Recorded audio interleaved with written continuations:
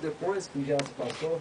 Então é isso. E daqui 30 anos vai ter outro, vai vir outro. O que aconteceu com a Cássia Eller. O que aconteceu com a Cássia Eller, que na ocasião falaram, não, foi overdose. Aí 6 meses, 1 ano depois, após a morte dela, aí falaram, não foi overdose. Então, tipo, um comentário que a gente vem batendo sempre aqui é nisso daí. Por que a mídia faz isso daí de certa forma, com os ídolos? E é só pop e rock que morre desses estilos de overdose, ou atribuído ligados a drogas. Também em Londrina, nas últimas semanas, a gente tem ouvido muito a respeito de corrupção envolvendo as casas que estão sendo construídas em Londrina, a respeito do vereador Rodrigo Gouveia. E a semana toda as pessoas estão pedindo para que a gente fizesse um comentário através do blog, do programa. Para que fizéssemos o comentário, então, na verdade, nós do programa Expressão Cultural temos a seguinte opinião sobre o assunto. Já que o pessoal, a semana toda aí pedindo, mandando mensagem para que a gente comentasse um pouco a respeito do assunto, abordar, então a gente vamos estar comentando, fazendo um breve comentário. Nós achamos que a imprensa londrinense está um pouco equivocada ao simplesmente acusar o vereador e não apurar os fatos a fundo, ao ver os dois lados da moeda. Achamos que o vereador não está tendo chance de se manifestar. E quando acontece, infelizmente, a imprensa está atropelando o caso e distorcendo alguns fatos para que isso...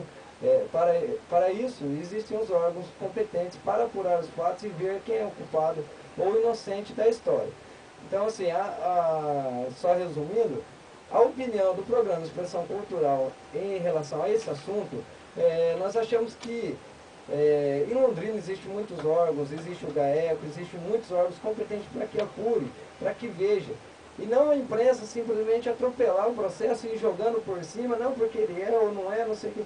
Não, acho que dessa forma não vai se caminhar, não vai conseguir chegar a lugar nenhum. Então, nós do programa Expressão Cultural acreditamos que tem que ver os dois lados da moeda, tem que ser uma coisa feita com calma, com cautela, não é dessa forma, vamos acusar porque fulano, porque ciclano, não. Acho que a imprensa está um pouco equivocada nesse sentido.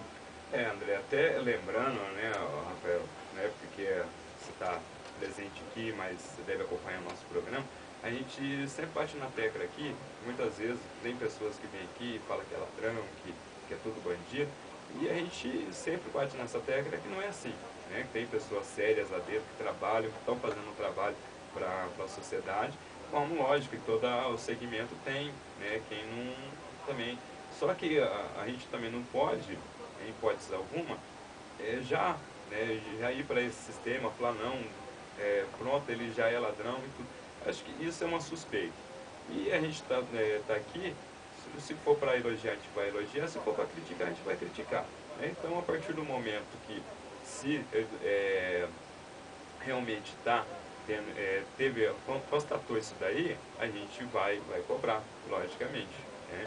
Agora, também, como o André falou, a gente já não pode falar, não, opa, já tacar pedra, né? Como se diz aí, malhar. Né? Então, acho que é uma coisa que a gente tem que analisar, tem que ser visto, né? Para depois, sim, já vim falando.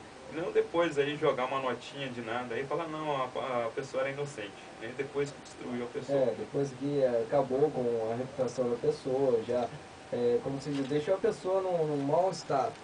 E até assim, é o que a gente sempre comenta aqui, existe a crítica e a crítica construtiva.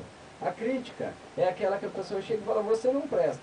Só que por que você não presta? Não aponta o porquê você não presta. Só você não presta, acabou. A crítica construtiva é aquela que você chega para a pessoa e fala, olha, você errou aqui, mas para você consertar você vai fazer assim, e vai acertar aqui. Essa é a crítica construtiva, porque a pessoa que está fazendo, às vezes não consegue ver o próprio erro. Mas a pessoa que está fora vê. A pessoa que está fora vê o erro, vê os defeitos. E a pessoa que está fora pode auxiliar para corrigir. Então essa é a crítica construtiva. Isso vale também nesse caso que não adianta a gente tacar pedra ou condenar ou inocentar. Mas acho que tem que esperar os fatos, deixar desenrolar a situação, ver como está o andamento da carruagem aí para depois sim, aí a gente fazer algum comentário.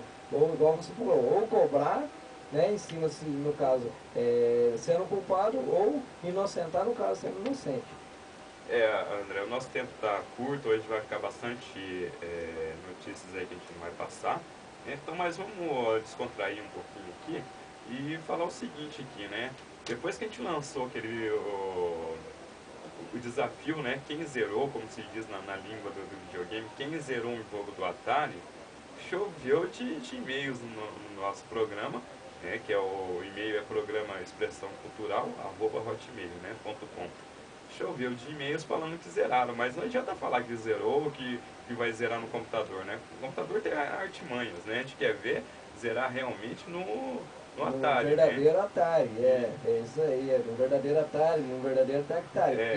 porque, como nós já comentamos aqui também no programa, não adianta a pessoa falar, a pessoa tem que provar.